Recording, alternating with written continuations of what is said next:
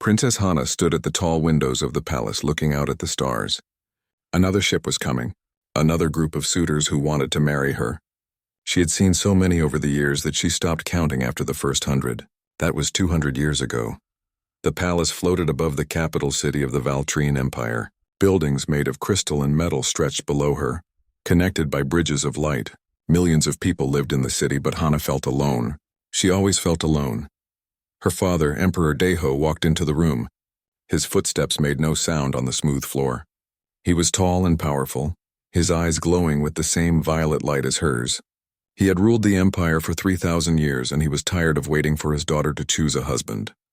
"Hana, you must see the new suitors," he said. His voice was gentle but firm. "They come from the Krell Dominion. Their prince brings 50 warships as a gift." Hana turned to face her father. "I do not want warships. I do not want gifts. I have told you this before." "What do you want then?" Emperor Daiho asked. He had asked this question many times, and each time his daughter gave the same answer. "I want someone who sees me, not my power. I want someone who asks questions instead of making promises. I want something real," the emperor sighed. He loved his daughter, but he did not understand her. The Valtrines were the most powerful race in the galaxy. They could read minds across star systems. They could move objects with their thoughts. They could live for thousands of years. Every other species feared them or wanted to join with them. Marriage between royal families meant alliances, peace, and strength. Why could Hana not see this? "The Empire needs these alliances," he said. "We have enemies. The Outer Rim rebellions grow stronger each year. If you marry Prince Vexthor, the Krell fleet joins with ours. We will be unstoppable." "We are already unstoppable," Hana replied. "That is the problem. Everyone wants to use my marriage for power. No one wants to know who I am." She walked past her father and left the room. Her advisor Minji waited outside. Minji was older than Hana by 500 years, and she had served the royal family since before Hana was born. Her silver hair was tied back and her face showed concern. "The prince will be angry if you refuse to meet him," Minji warned. "Let him be angry," Hana said. "I have made princes angry before. They get over it." But Minji knew something that worried her. Prince Vexthor was not like the other suitors. He was a warrior who had conquered 12 worlds. His people said he had never lost a battle. If Hana rejected him, he might not simply leave. He might see it as an insult worth fighting over. The meeting hall was enormous. Pillars of white stone held up a ceiling so high it disappeared into shadow. In the center stood Prince Vexthor and his warriors. They wore armor that looked like black scales, and they carried weapons that hummed with energy. The prince himself was twice as tall as a Valtrine, with 4 arms and eyes that burned red. "Princess Hana," he said, bowing slightly, "I have traveled across the galaxy to meet you. My father sends his respect and offers an alliance between our peoples." Hana sat on her throne, her face showing nothing. She had learned long ago not to show emotion at these meetings. "Your journey was long. You may rest in the palace before you return home." Vexthor's eyes narrowed. "Return home? I have not yet made my proposal." "You do not need to. I know what you will say. You will tell me about your victories in battle. You will list the worlds you control. You will promise me power and glory. Then you will ask me to marry you." I will say no. This is how these meetings always go. The warriors behind Vexthor shifted uncomfortably. No one spoke to their prince this way. Vexthor himself seemed unsure whether to be angry or impressed. "You think you know me," he said slowly, "but you know nothing. I am not like the others who came before me." "You are exactly like them," Hana replied. "You want my hand in marriage, but you do not want me. You want what I represent. You want the Valtrine Empire as your ally. You want my father's fleet. You want to be known as the one who married Princess Hana. But you do not want to know what I think, what I dream, what I fear." "What do you fear?" Vexthor asked, and for a moment he seemed genuinely curious. Hana paused. No suitor had ever asked her this before. She thought about telling him the truth. She thought about explaining the dreams she had been having for the past year. Dreams of a strange blue planet and a person unlike any she had ever seen. Dreams that felt like prophecy. But she looked at Vexthor and saw that his curiosity was temporary. He asked because he wanted to seem different from the others. He wanted to win, not to understand. "I fear wasting my time," she said finally. "Minji will show you to your ships." Vexthor's face hardened. "You make a mistake, princess. The galaxy is changing. New threats rise every day. You cannot stand alone forever. I do not stand alone. I stand with my father and my people. I do not need a husband to make me strong. After Vexthor left, Emperor Daiho joined his daughter in the empty meeting hall. They sat together in silence for a long time. Finally, the Emperor spoke. 300 years, Hana. 300 years of saying no. I have been patient, but even my patience has limits. The council demands answers. They want to know when you will marry. They want to know if something is wrong with you. Nothing is wrong with me, Hana said quietly. Something is wrong with everyone else. They treat marriage like a business deal. They think of me as a prize to be won. I am not a prize, father. I am a person. You are a princess, he reminded her.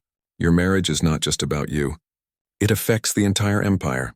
Hana stood and walked to the windows again. The stars seemed closer here than anywhere else in the palace. She put her hand against the glass and reached out with her mind, searching. Somewhere out there, beyond the borders of the empire, beyond the known galaxy, something was coming. Someone was coming. She could feel it in her dreams.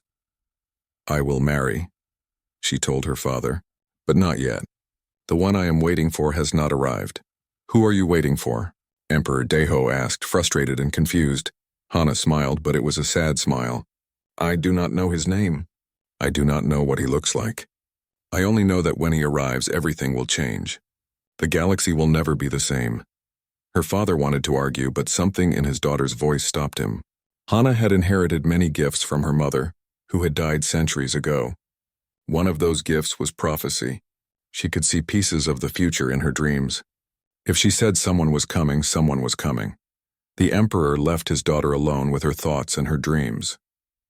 That night, Hana dreamed again of the blue planet and the person who waited there, not knowing that soon he would leave his world and travel to the stars. Soon their paths would cross and everything she had been waiting for would begin. Captain Jinho stood on the bridge of his ship and stared at the screen in front of him. The readings made no sense. According to their sensors, there should be nothing in this region of space. The star maps called it the empty sector. But the screen showed thousands of signals. Ships, stations, entire planets covered with cities and technology. This is impossible, said Minho, the ship's scientist. He was young, only 26, and this was his first deep space mission. His hands shook as he checked the readings again and again. The maps are wrong. All of them are wrong. Jinho had been a captain for 8 years. Before that, he served in Earth's defense forces during the Mars colony crisis. He had seen strange things before, but nothing like this. An entire civilization that Earth knew nothing about.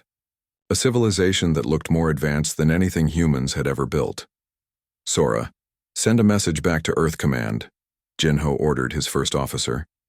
Tell them we found something big. Sora nodded and turned to her console. She was older than Jinho by 10 years and had more experience in space.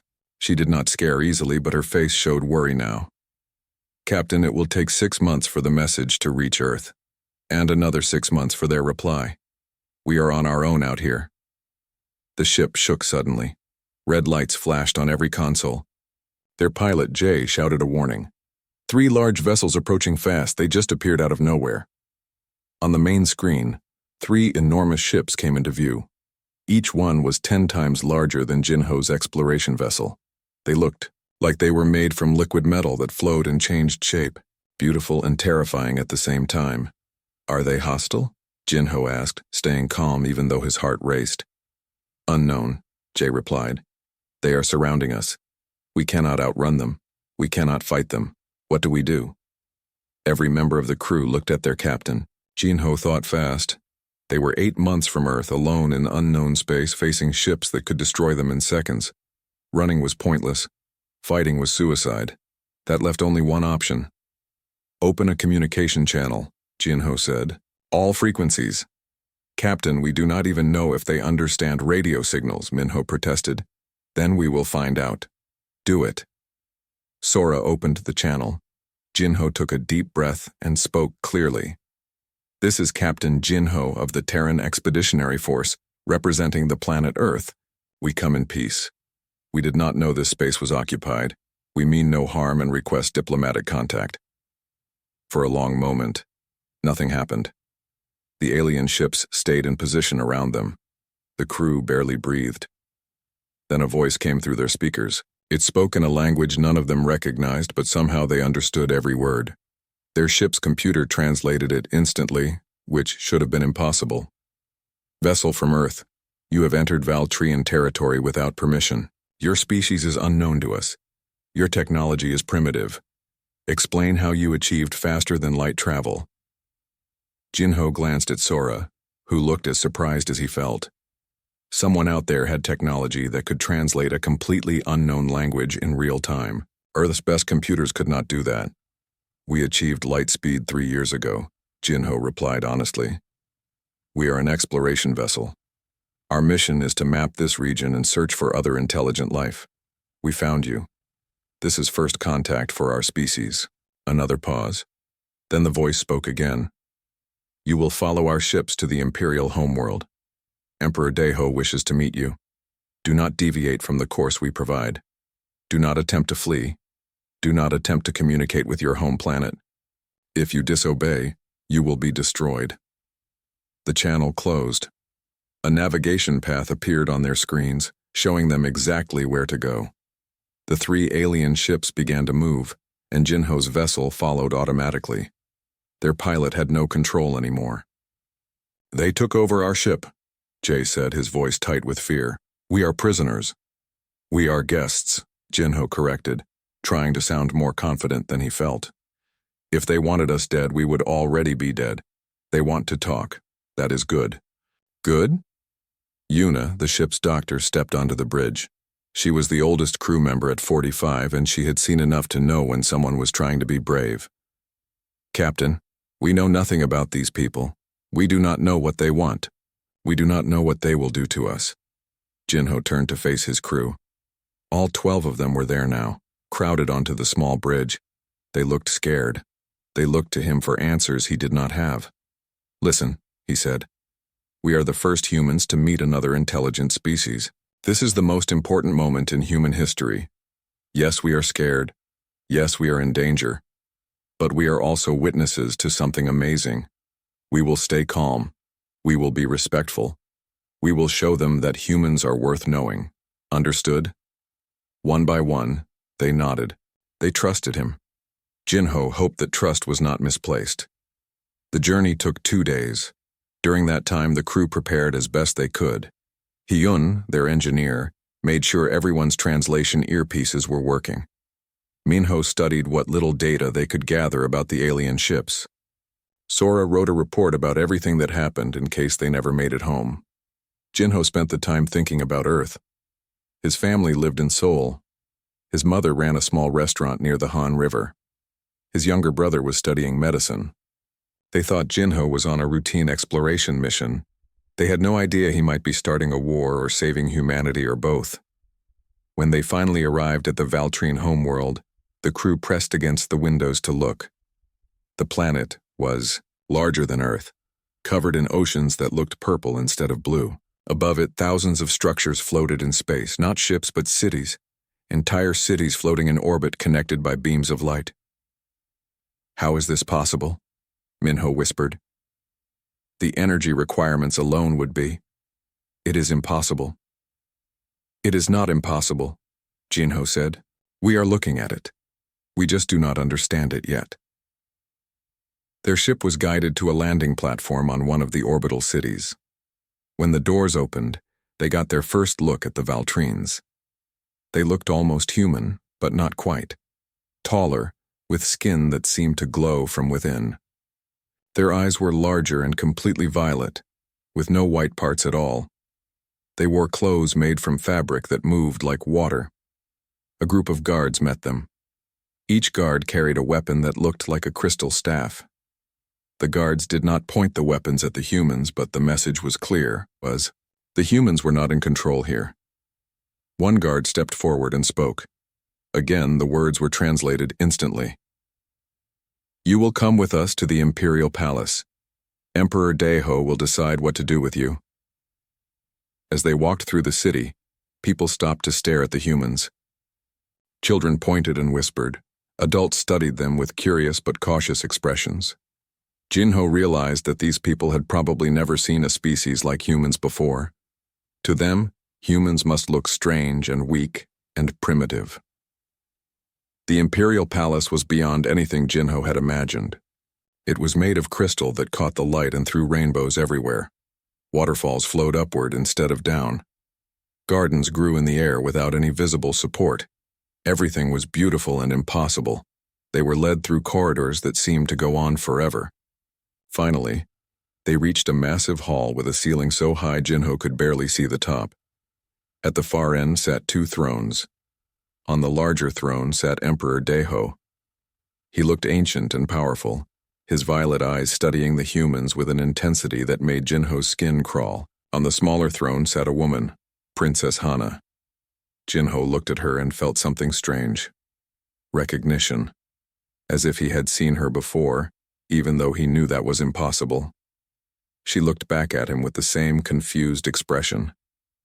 Humans? From Earth, Emperor Deho said, his voice filling the entire hall without seeming loud. Welcome to the Valtrine Empire. You are the first unknown species to enter our space in 10,000 years. Tell me, Captain Jinho, should I see you as visitors or invaders? Jinho stepped forward.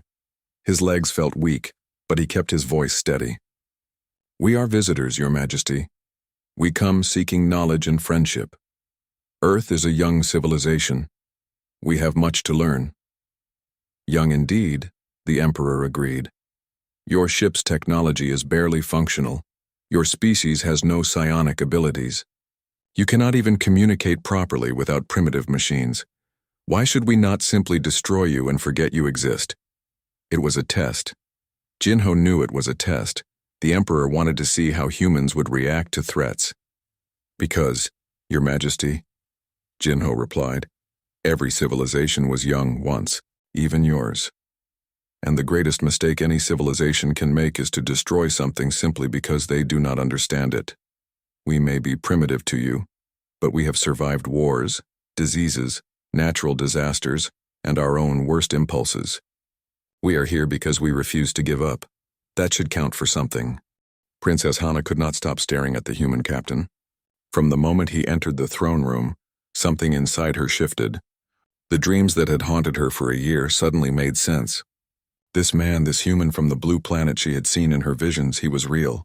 He stood before her father, small and fragile compared to the Valtrines, yet somehow he did not seem weak. Emperor Deho leaned forward on his throne. Determination is admirable, Captain Jinho, but determination without power is meaningless. Your species discovered space travel only 3 years ago. We have explored the galaxy for 50,000 years. What can you possibly offer us? Jinho did not hesitate. A fresh perspective, Your Majesty. When a civilization becomes too powerful, it stops asking questions. It stops seeing problems because it can simply overcome them with force. But humans, we have to think about every problem. We have to be creative because we are weak. Sometimes weakness teaches better lessons than strength. Several members of the Imperial Court made sounds of disapproval. The idea that weakness could be valuable seemed absurd to them. But Hana noticed that her father looked thoughtful. He had ruled for so long that new ideas rarely reached him. Interesting, the Emperor said. You speak well for a primitive being. But words are easy. Actions matter more. Tell me about your ship. How did you achieve faster-than-light travel? One of the human crew members stepped forward. He was younger than the captain with nervous eyes. Your Majesty, my name is Minho. I am a scientist. Our faster-than-light drive works by creating a bubble of compressed space around our ship. We do not actually travel faster than light. We bend space itself. A Valtrian scientist near the throne laughed. Impossible. Space compression requires gravitational manipulation. Your species has no such ability. We use machines, Minho explained. We built generators that create artificial gravity fields. It took us 50 years to make them work. The first 12 test ships were destroyed. But we kept trying until we succeeded. The Valtrine scientist stopped laughing. Hana saw surprise on his face, then curiosity. The Valtrines manipulated gravity with their minds. They had never thought about doing it with machines. The idea was foreign and fascinating. Your people died in those test ships, another court member said. 12 ships destroyed means hundreds of deaths. You knew it was dangerous, yet you continued? Jinho answered this time. Yes, exploration requires sacrifice. Those astronauts knew the risks. They went anyway because they believed in moving forward. We honor them by continuing their work. Hana felt something warm in her chest. This human understood loss and purpose in a way that touched her. The Valtrians had such long lives that death seemed distant and rare. But humans died easily. Every choice they made carried weight because their time was so short. Emperor Deho stood up from his throne. I will consider what you have said. For now you will remain here as our guests. You will be given rooms in the palace. You will not be harmed, but you will not be allowed to leave or contact your homeworld. Is this understood? Yes, Your Majesty, Jinho said, bowing. As the guards began to lead the humans away, Hana spoke for the first time. Father, I wish to speak with the captain. Everyone in the throne room turned to look at her. Princess Hana rarely spoke at court meetings. She certainly never requested private conversations with visitors. The emperor studied his daughter carefully, then nodded. Very well, Minji will arrange it, but you will not be alone with him. It would not be proper. After the humans left, Emperor Daiho approached his daughter. What do you see in these creatures, Hana? They are nothing compared to your previous suitors. That is exactly what I see in them, Father. They are nothing like my previous suitors. They do not try to impress me with their power. They do not make promises they cannot keep. They simply are who they are. The Emperor sighed deeply. Do not tell me you are interested in one of them. Do not tell me that 300 years of rejecting the strongest warriors and wisest rulers in the galaxy comes down to a fascination with a primitive human. I am not fascinated, Father. I am curious. There is a difference, but Hana knew she was lying and she suspected her father knew it too. That evening, Minji brought Captain Jinho to one of the palace gardens. Hana waited there, sitting by a fountain that ran with liquid light instead of water. The garden grew on a floating platform with no visible support, and plants from 100 different worlds bloomed in impossible colors. Jinho arrived with 2 guards following him. He looked tired. The day had been long and stressful for him and his crew. Yet when he saw Hana, he smiled slightly. Princess Hana, he said, bowing the way Minji had taught him. Thank you for inviting me. Sit, Hana said, gesturing to a bench across from her. The guards will stay, but they will not interrupt. Tell me about Earth. Jinho sat down carefully. The bench adjusted itself to fit his smaller human body. What do you want to know? Everything, Hana said simply. Your father asked about your technology, your science, but I want to know about your people. What are humans like? Jinho thought for a moment. We are contradictory. We can be incredibly cruel and incredibly kind, often at the same time. We fight wars over small differences, but we also help strangers for no reason. We destroy our planet with pollution, then work desperately to save it. We are our own worst enemy and our own greatest hope. That sounds exhausting, Hana said. Jinho laughed, and Hana realized it was the first time she had heard genuine laughter in years. The sound was warm and real. It is exhausting, but it is also exciting. Every day brings new problems and new solutions. We never stop changing. We never stop growing. Valtrians live for thousands of years, Hana told him. We have so much time that we forget to use it. Days blend together.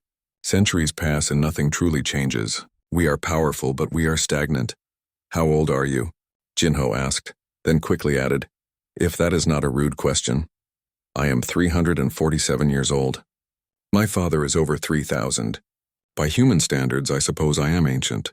Jinho stared at her. You do not look ancient. You look young. I will look young for another 1,000 years. Then I will look middle-aged for another 2,000. Then I will finally begin to look old. If I live that long, is that why you rejected so many suitors? Because you have so much time? Hana was surprised by his directness. Most people avoided mentioning her rejection of suitors. No, I rejected them because they were all the same. Different faces, different species, different powers, but the same intentions. They wanted my position, my influence, my father's empire. None of them wanted to know me. What do you want someone to know about you? It was a simple question, but no one had ever asked her before.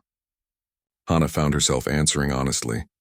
I want someone to know that I am lonely, that I have seen thousands of sunrises and none of them felt special, that I have power beyond imagination, but I cannot use it to create something meaningful.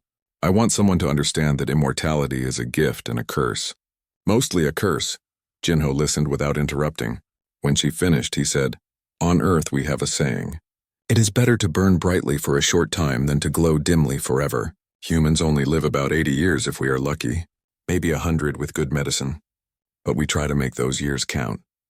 We love deeply because we know we will lose the people we love. We chase dreams because we know time is running out. Every moment matters because we have so few of them. That sounds terrifying, Hannah said. It is. But it is also beautiful. Fear of loss makes us appreciate what we have. Knowing we will die makes us want to live. Hannah stood up and walked to the edge of the garden platform. Below, the planet turned slowly, showing continents and oceans that she had seen her entire life. Behind her, Jinho joined her at the edge. If you could live forever, Hannah asked, would you want to? Jinho thought carefully before answering. No, I think living forever would make me stop trying. I would keep putting things off, thinking I have endless time.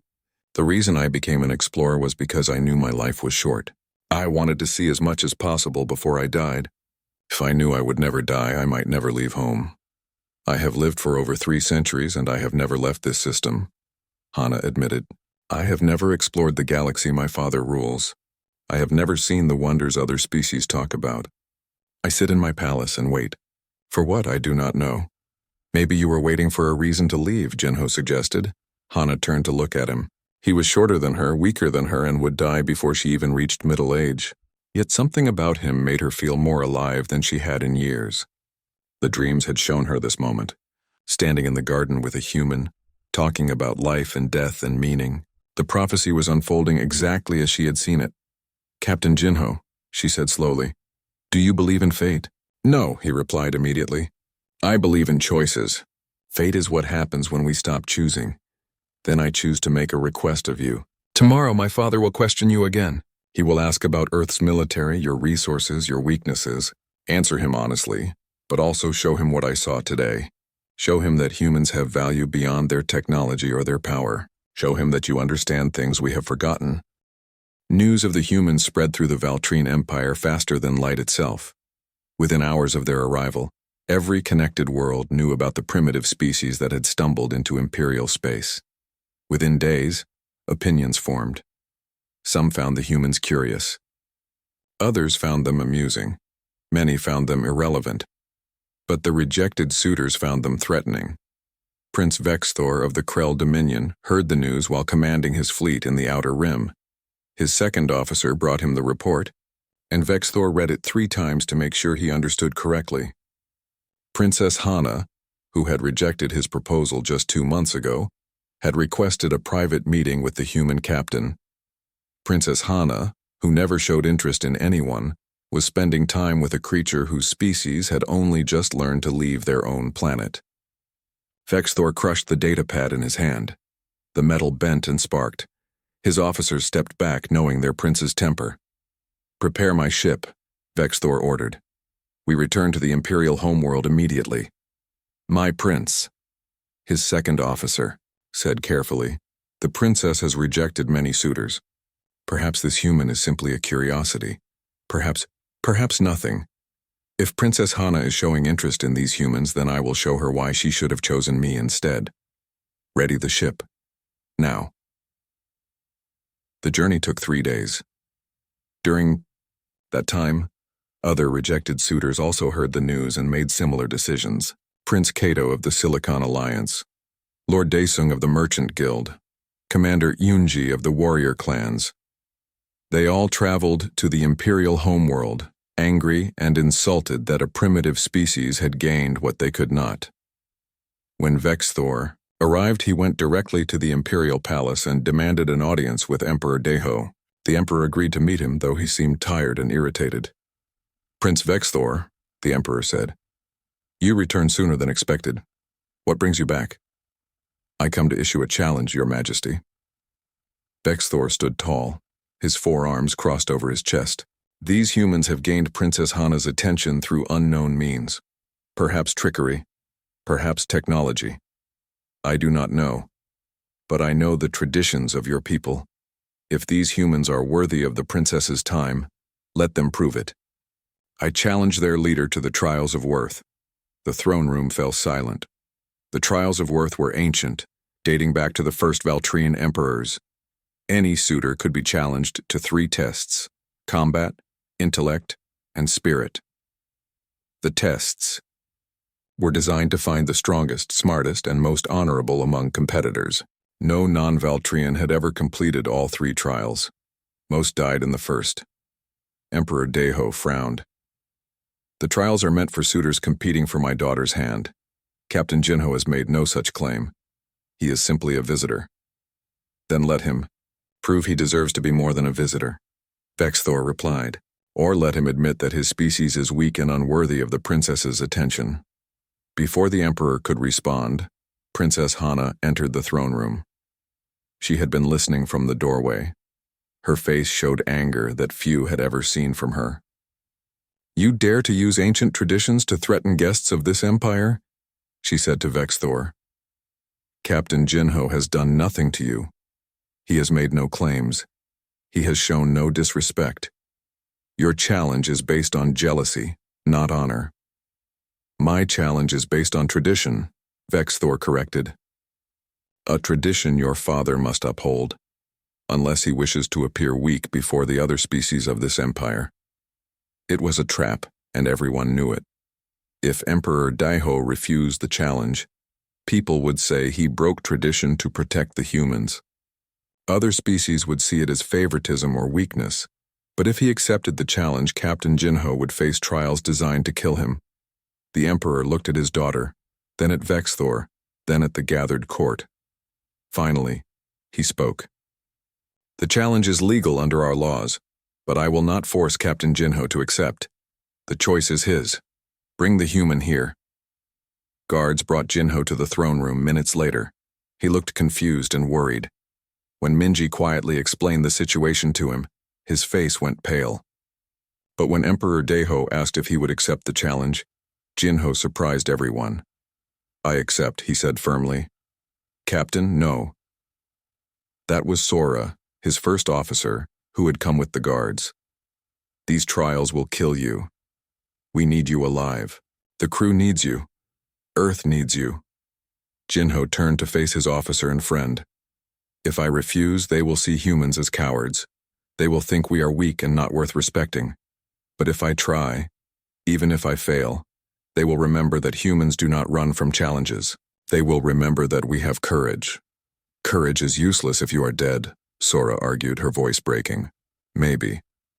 But I would rather die trying than live knowing I did not try. Hana stepped forward.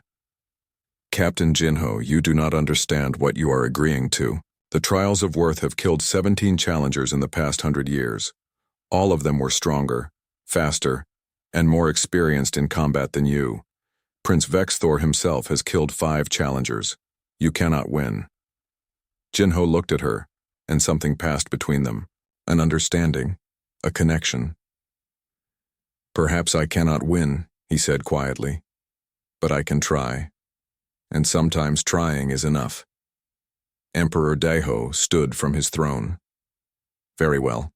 The trials will begin tomorrow at dawn. Captain Jinho will face Prince Vexthor in 3 tests. Combat, intellect, spirit. If the captain succeeds in all 3, he will be recognized as having worth equal to any suitor in this empire. If he fails, his crew will be returned safely to Earth, and we will never speak of this again. Does everyone agree to these terms? Agreed, said Vexthor with a cruel smile. Agreed, said Jinho, though his hands shook slightly. That night, Hana went to the guest quarters where the humans were staying. She found Jinho sitting alone on a balcony, looking up at unfamiliar stars. His crew was inside, planning and worrying. But he sat apart from them, preparing himself mentally for what was coming. You should be with your crew, Hana said as she approached. They are making plans, Jinho replied. Plans to help me win, but there are no plans that will work. Minho calculated the odds. Less than 1% chance of survival, so I came out here to think about other things. What things? Home? Family. The life I will not live. He paused, then added, and I think about meeting you. If I had to travel across the galaxy and Die just to meet one person who truly understands loneliness and hope and the weight of expectations. Maybe that is a fair trade. Hana sat down beside him. Do not say such things. Do not make this mean more than it is. Why not? You know I will likely die tomorrow. Let me at least die having said something true. They sat in silence for a long time. Finally, Hana spoke. There is a way you might survive the first trial. Vexthor is stronger and faster than you. His species can move almost faster than eyes can follow. But he is also arrogant. He expects you to fight like a warrior. If you fight like a human instead, you might surprise him. What does that mean? Fight like a human. Humans are survivors. You said so yourself. You survive not through strength, but through intelligence and adaptability. Use the arena against him. Use his expectations against him. Make him fight your fight, not his own. Jinho considered this. You are helping me. Why? Because I have waited 300 years for something interesting to happen. You are interesting. I do not want you to die yet. Just yet? Hana smiled sadly. You will die eventually, in 70 or 80 years, even if you survive tomorrow. That is how human lives work. But I would prefer you live those years rather than lose them all at once. If I survive, Jinho said slowly, if somehow I complete these trials, what happens then? I do not know. Nothing like this has ever happened before, a human completing the trials of worth. It would change everything. Change might be good. You said your empire is stagnant. Change is terrifying, Hana corrected. But yes, it might also be good. Jinho stood up and offered his hand to Hana. She looked at it confused. What is this? On Earth, we shake hands to show agreement or friendship or respect. I know I am probably going to die tomorrow, but I want you to know that meeting you made this journey worth it. All of it. The risk, the fear, everything. Hana took his hand. His skin was warm and his grip was surprisingly strong for someone so small. Do not die, Captain Jinho. I have seen very little worth remembering in my long life, but I think I will remember you. I would prefer to remember you alive. I will try my best. After Hana left, Jinho returned to his crew. They had prepared weapons and strategies. They had studied recordings of Vexthor's previous fights. They had plans and backup plans. But Jinho knew that none of it would be enough. The only advantage he had was that Vexthor expected him to lose. Sometimes the greatest weapon was being underestimated. He thought about Hana's words. Fight like a human. Use intelligence and adaptability. Make the enemy fight on his terms, not theirs. It was how humans had survived on Earth for millions of years. They were never the strongest or fastest or most dangerous creatures on their planet. But they learned to use tools. They learned to work together. They learned to think creatively when brute force failed. Tomorrow he would face an opponent who could kill him in seconds. But tomorrow he would also show the galaxy what humans were capable of when they refused to give up. Dawn came too quickly. Jinho woke after only 3 hours of sleep. His body felt heavy with exhaustion and fear, but his mind was clear. Today he would either prove himself or die trying. There was no middle ground. His crew helped him prepare. Yun checked the light armor they had been allowed to wear. Yuna made sure he was physically ready, checking his heart rate and blood pressure. Minho went over the strategies one more time, though they both knew strategies would only take him so far. Remember, Minho said nervously, Vexthor's species has 4 arms but the same nerve clusters as most humanoids. If you can strike the base of his neck or his knees, you might slow him down. Slow him down, Jinho repeated. Not stop him. Not defeat him. Just slow him down. It is the best we can do, Minho admitted. Sora pulled Jinho aside before they left. You do not have to do this. We can find another way. We can escape somehow. We can do nothing, Jinho interrupted gently. This is the only path forward. But Sora, if I die today, make sure the crew gets home. Make sure Earth knows what we found here.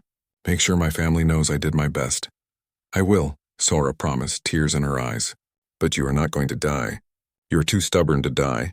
Jinho laughed despite everything. I hope you are right. The arena was enormous, carved from black stone and open to the sky. Thousands of Valtrines filled the seats, curious to see the human who had dared to accept the challenge. In a special section sat Emperor Daiho and Princess Hana, along with members of the imperial court. Other rejected suitors watched eagerly, waiting to see the human fail. Jinho entered the arena from one side. The crowd murmured when they saw him. He looked so small, so fragile, so obviously unprepared for what was coming. Some people laughed. Others shook their heads sadly. Vexthor entered from the opposite side and the crowd roared. He was a champion, undefeated in combat, feared across multiple star systems. His black armor gleamed in the morning light. His forearms flexed, showing muscles that could bend steel. He carried no weapon, needing none.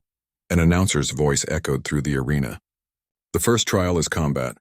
The challenger must survive for 10 minutes or force his opponent to yield. Magic and technology are forbidden. Only skill, strength, and strategy matter. Begin. Vexthor charged immediately, moving faster than Jinho expected despite all the warnings. Jinho barely dodged the first strike, rolling to the side. Vexthor's fist hit the ground where Jinho had been standing, cracking the stone. The crowd gasped.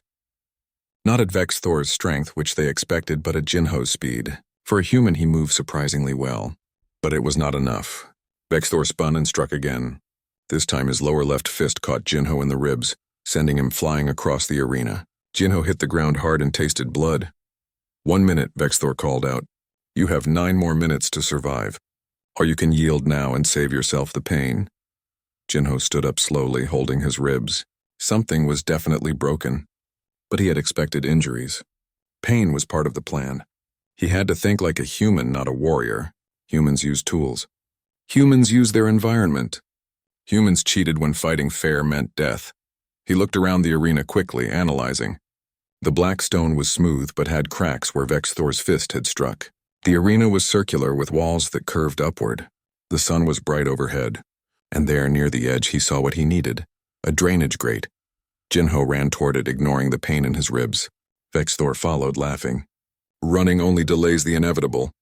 But Jinho was not just running. He was positioning. When he reached the grate, he stomped on it hard. The metal rang out. Then he grabbed it and pulled, using all his strength. The grate came loose and water began pouring out from the drainage system beneath the arena. What are you doing? Vexthor demanded, confused. Changing the battlefield, Jinho replied. Water spread across the smooth stone floor, making it slippery. Vexthor had to slow down to maintain balance. His species was incredibly strong and fast, but they were also heavy. The water made the ground treacherous for someone with his weight. Jinho, lighter and more used to adapting to poor conditions, moved more easily. When Vexthor charged again, Jinho slid under his attack, using the water like ice. He struck at Vexthor's knee with the metal grate he had pulled loose. The impact was solid, and Vexthor stumbled. The crowd went silent. No one had ever seen someone use the arena itself as a weapon.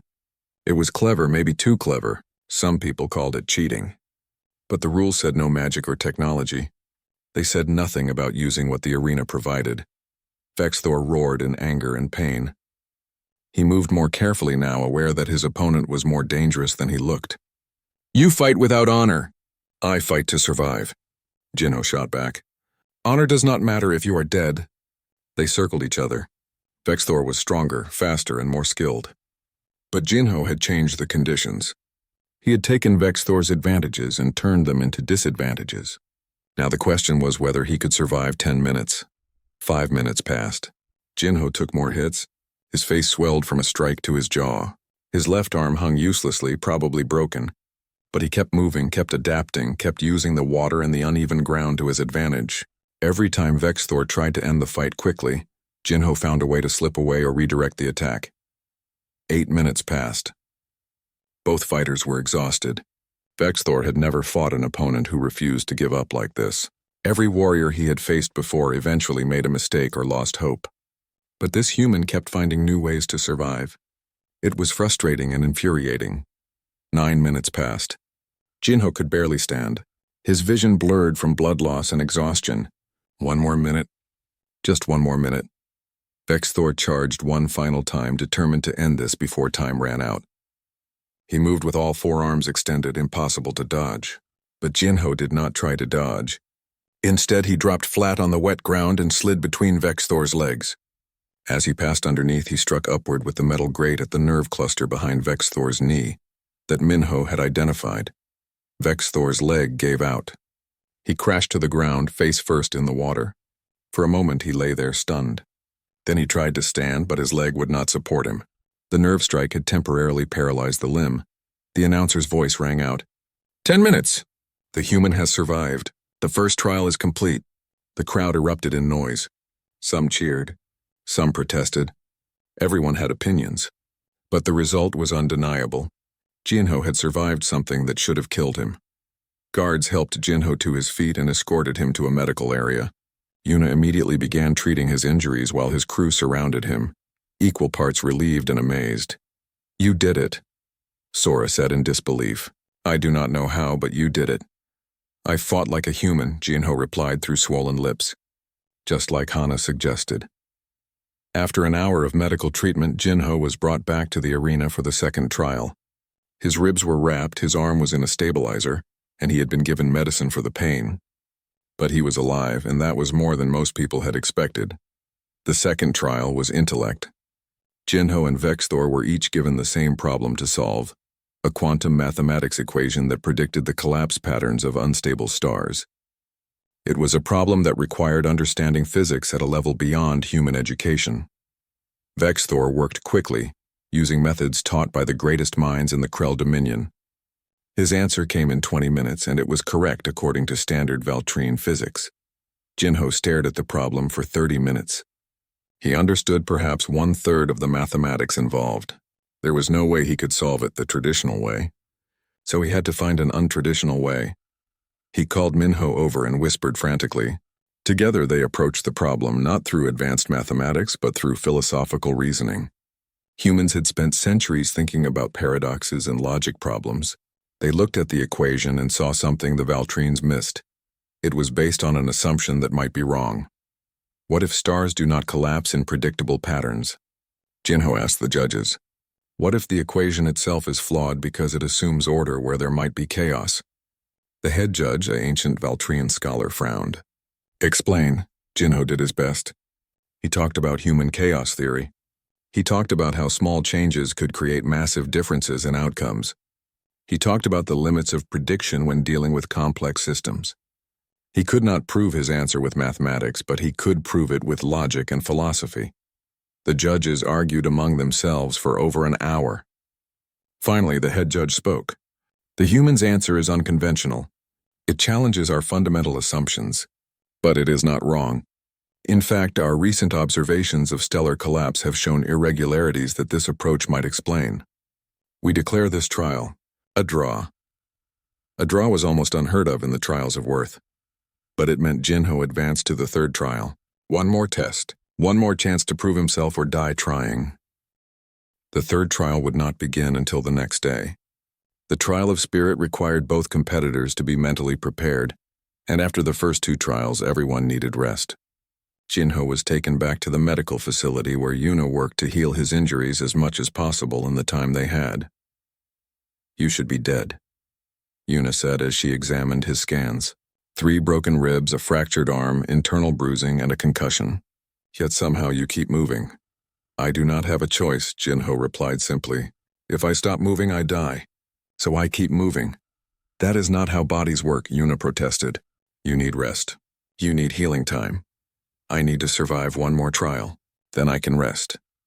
While Jinho recovered, Princess Hana requested another meeting. This time, Emperor Daiho allowed it without hesitation. The entire empire had watched Jinho survive the first trial.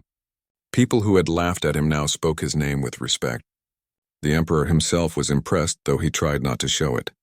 Hana found Jinho alone in a garden, the same garden where they had first talked. He sat by the fountain of liquid light staring at his reflection.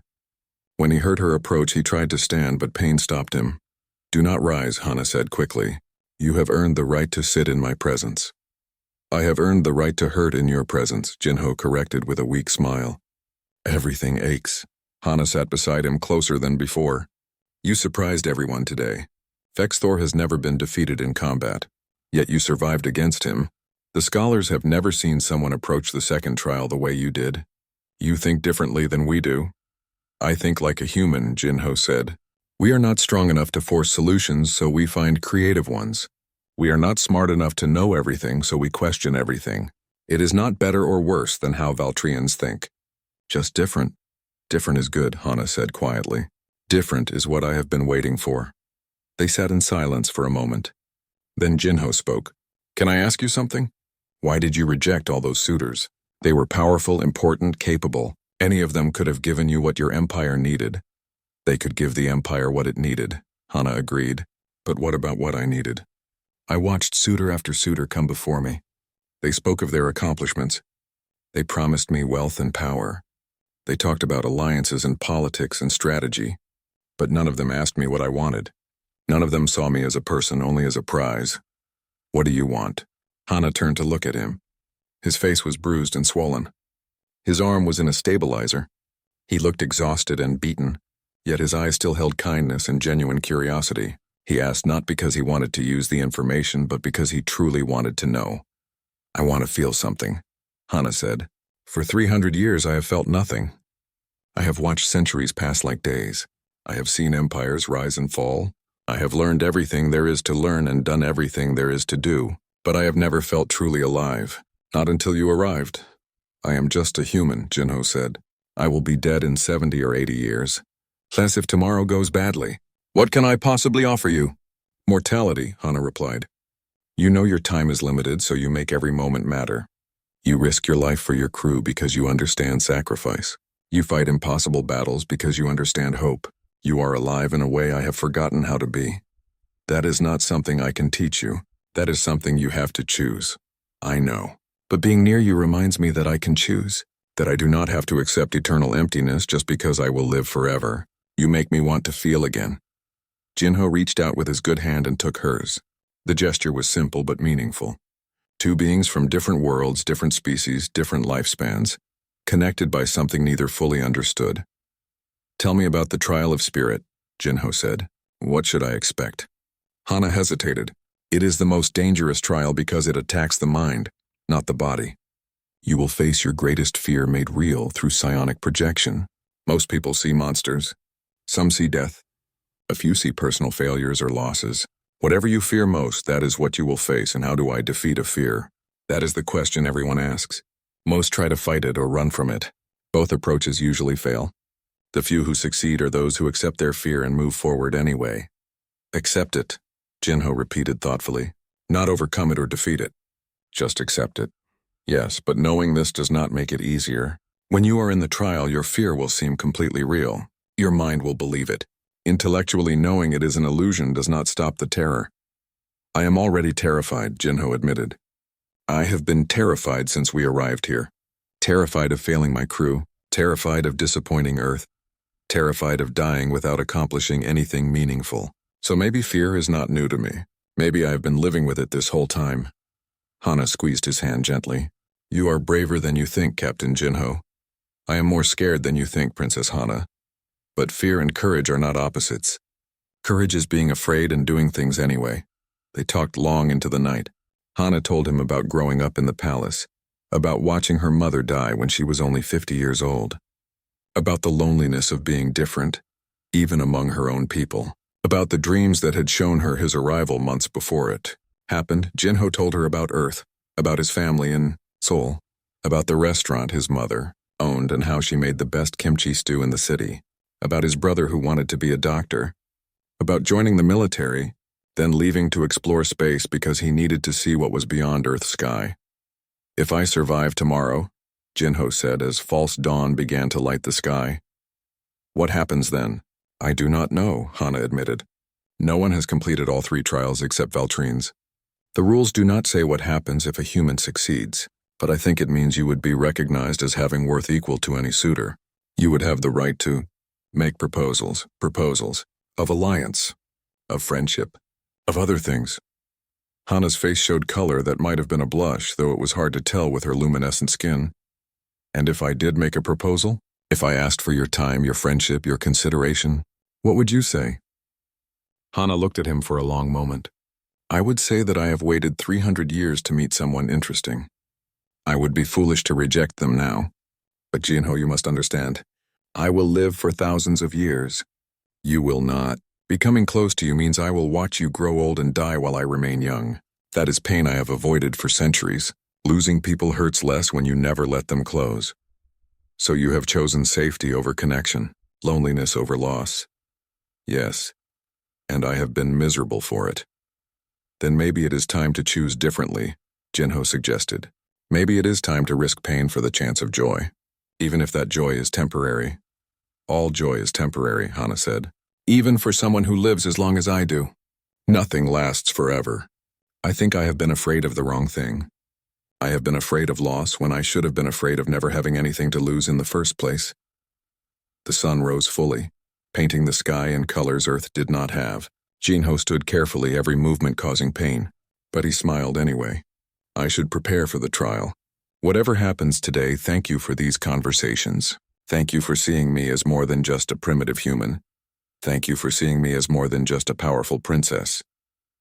They stood facing each other, hands still joined. Then, without planning it, without thinking about it, they both moved closer. Hana was taller, so she bent down slightly. Jinho rose on his toes despite the pain. Their lips met in a kiss that was gentle and brief but filled with meaning. When they separated, both looked surprised by their own actions. Hana touched her lips with her free hand. I have not done that in over a century. I have never done that with someone from another species, Jinho replied. I did not know if it was appropriate. It was appropriate, Hana assured him. More than appropriate. It was perfect. Good, because I have been wanting to do that since we first met. But I thought I should survive at least 2 trials before I tried. Hana laughed, and the sound was beautiful. Go prepare for your final trial, Captain Jinho. Survive it, because I have just decided that I would very much like to get to know you better, and that requires you to stay alive. I will do my best, Jinho promised. For my crew, for Earth, and now, for you.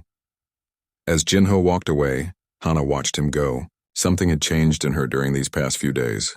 The emptiness she had carried for centuries felt smaller.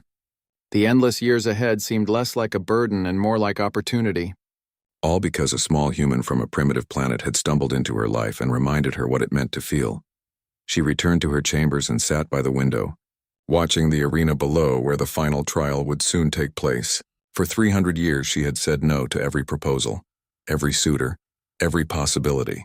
But now she was ready to say yes. She was ready to risk her heart, even knowing it would eventually break when Jinho's short human life ended. Because Jinho was right. Living without feeling, without connection, without risk was not really living at all. It was just existing. And Hana was tired of existing. She wanted to live, truly live, for whatever time she had with him. In the medical bay, Jinho's crew prepared him for the final trial. They checked his equipment, reviewed the arena was more crowded than it had been for the previous trials. Word had spread across the entire empire. The human who had survived combat with Prince Vexthor, the human who had challenged the intellectual foundations of Valtrine physics. Now everyone wanted to see if he could survive the final trial. Among the crowd sat representatives from dozens of species. Some hoped to see the human fail, proof that their own civilizations were superior. Others secretly hoped he would succeed, showing that power was not the only measure of worth. Everyone held their breath as Jinho entered the arena. He looked small and damaged. His armor could not hide the injuries he carried. But he walked with his head high and his eyes showed determination rather than fear. Behind him, his crew watched from a special section, their faces tight with worry. Beside Emperor Deho, Princess Hana leaned forward in her seat, hands gripped together tightly. Vexthor entered from the opposite side. He too showed damage from the first trial. He walked with a slight limp and anger burned in his eyes. The nerve strike to his knee had been temporary, but the shame of losing to a primitive human was permanent. He needed to win this trial to restore his honor. The head judge stood in the center of the arena. The trial of spirit tests not strength or knowledge, but character. Each competitor will face a psionic projection of their deepest fear. The trial ends when one competitor escapes the illusion or when one surrenders. There are no time limits. There are no other rules. May you both find the courage to face yourselves. The judge stepped back. A circle of Valtrine psionics surrounded the arena, their eyes glowing bright violet. They raised their hands together and reality began to shift. Vexthor disappeared first into his own illusion. No one could see what he experienced. That was the nature of the trial. Each person's fear was private, personal, and perfectly tailored to break them. Then the psionics turned their attention to Jinho. He felt their minds touch his, probing for his deepest terror. He wanted to resist, but Hana had warned him not to. Resistance only made the illusion stronger. Instead, he opened his mind and let them see. The arena vanished. Jinho found himself floating in space, looking down at Earth, the blue planet he had left behind months ago. The home of 8 billion humans who did not know how vast and dangerous the galaxy truly was. Then he watched Earth die. Ships appeared above his planet.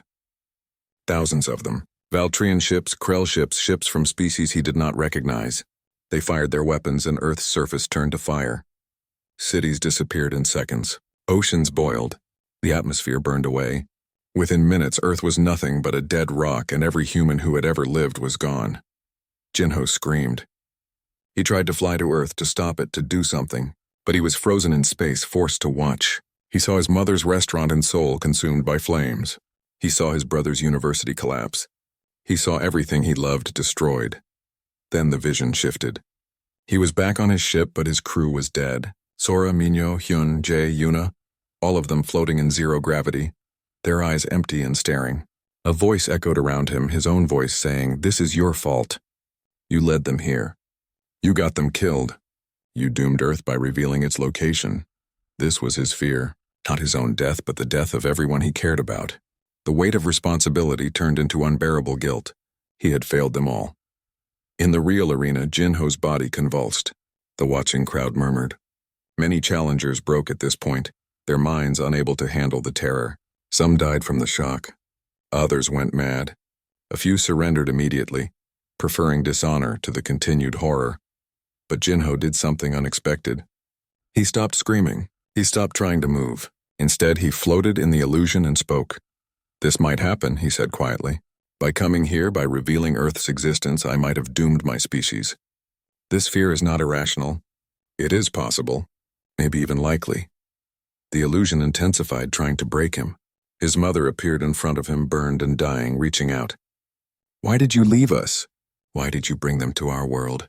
"I did not mean to," Jinho replied, tears streaming down his face. "I was trying to explore, trying to learn, trying to help humanity reach the stars. I did not know this would happen." "Will you surrender?" the illusion of his mother asked. "Will you give up to make the fear stop?" "No," Jinho said firmly. "Because this is not real.